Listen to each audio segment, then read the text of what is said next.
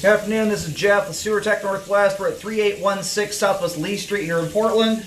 Going into a 4-inch cast iron clean out down the basement bathroom. We're going to check the overall condition and serviceability of the sanitary sewer line. Water's running, we're zeroed out. Off we go. Alright, looks like we're shooting out the front here. Line's switching over to concrete pipe pretty quickly. If we went out the back, I would expect we would have gone through about 20-30 feet of cast iron first.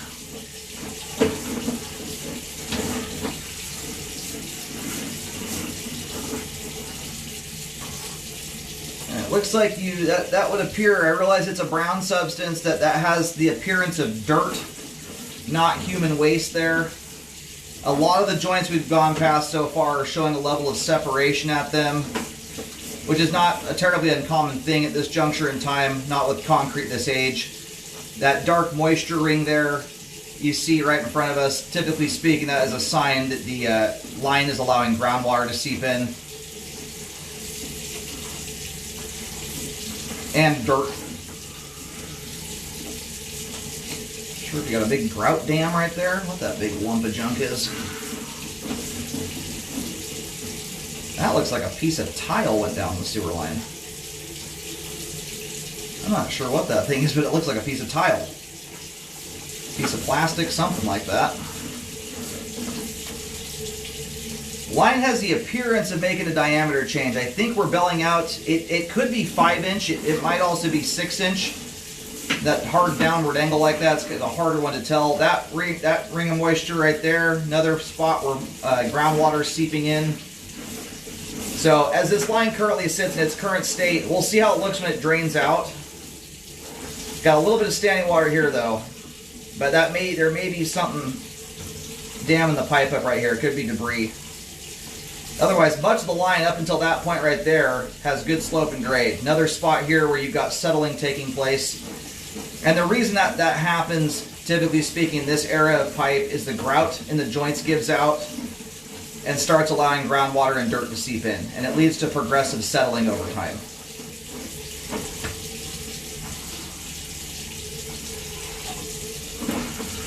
There's either a root or an earthworm. I think we're actually at the main right here. That almost looks like the opening to the main, potentially right in front of us. Yep, that's it right there.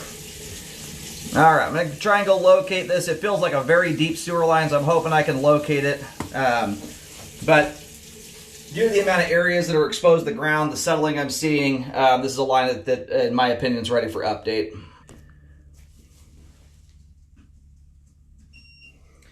All right, located the camera head successfully. Line terminates out on Southwest Lee. And you'll see a white Y marking out in the street that lines right up with the manhole. I'm getting some kind of wonky locates out at that point. Part of that is the angle the line is diving at here. It's a deeper line. My locates are just not coming in terribly good there to where I'm going to write a depth on the ground. But when I look through the manhole with a flashlight, I can tell it looks like it's at least 10 to 12 feet deep. Do you have water running? I did have water running. Was that a belly? Yes. So that last little bit there is bellied out. Okay. That's just standing water there. Gotcha. So, being that we're in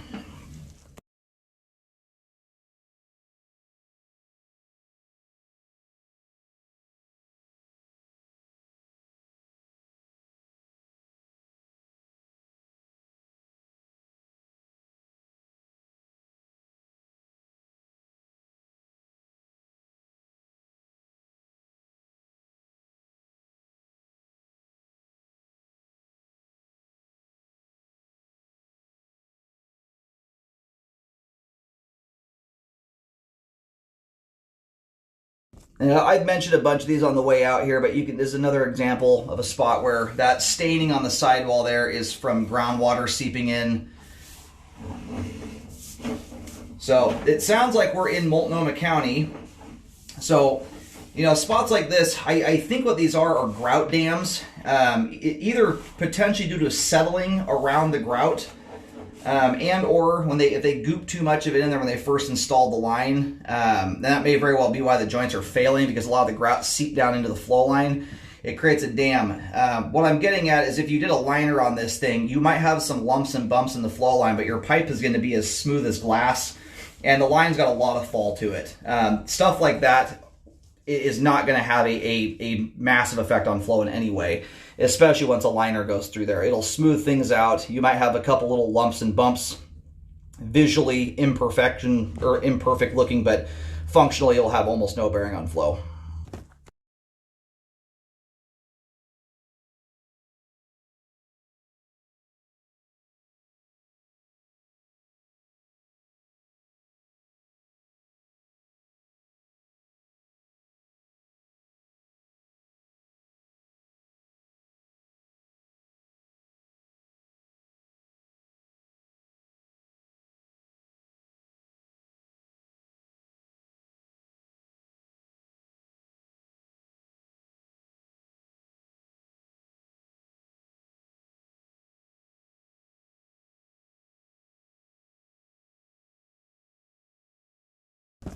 All right, so spots like this is where I would consult a liner company, and it's a very difficult yard to locate in. I mean, we've got probably the first 20 feet of the front of the yard is just completely covered in bushes where you can't get in and locate effectively. So I'm going to pull back to just before the line goes underneath there, but this is where you'd want to consult a liner company. Standing water like this is already very insignificant. On its own, that would never be something I'd recommend to fix on.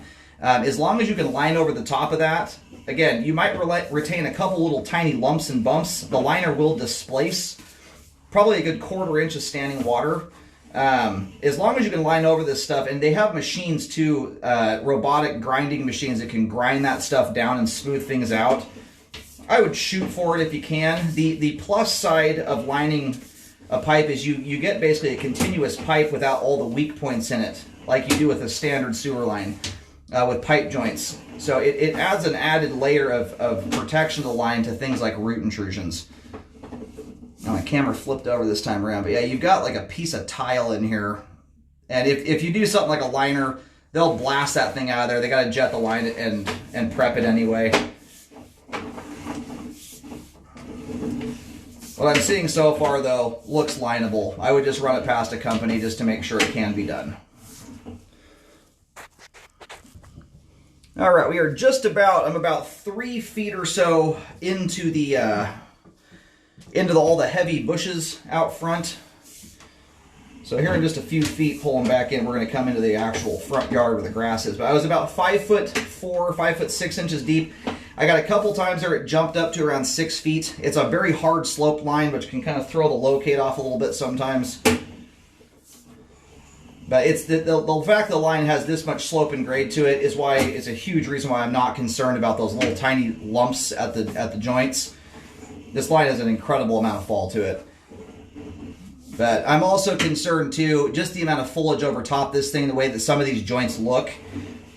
I have a sneaking suspicion at some point in time there may have been roots in this line. So if not, it's a high likelihood it may occur at some point. So I like the liners. You just have less weak points in them for roots to get through.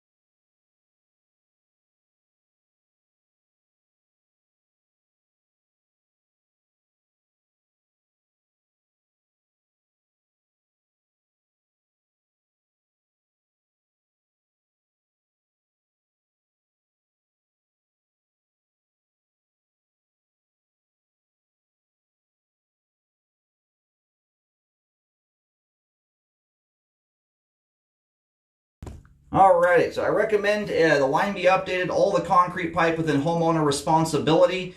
Ideally, what I like to see done is if you go the liner route anyway, start that liner a few feet before the cast iron transition. That way you get a nice overlap over the top of that joint. You've got a bush or tree that's planted almost directly on top of the transition joint, which is very concerning. And the line is in very close proximity to a lot of, bushes, trees, you name it. But that's one of the ways you can bolster that joint up. They are the weakest joint in your line to roots, and it's also when the line's at its shallowest there. So you'll see a T marking right out front, right up next to a bush close to the house. It's very hard to get depths out here, partially because of the slope of the line and or because I'm underneath a bush doing it. I'm getting around 3.5 feet deep or so at the transition joint, but take that with a grain of salt. I'm trying to tuck myself underneath a bush there, and it's very awkward to do so.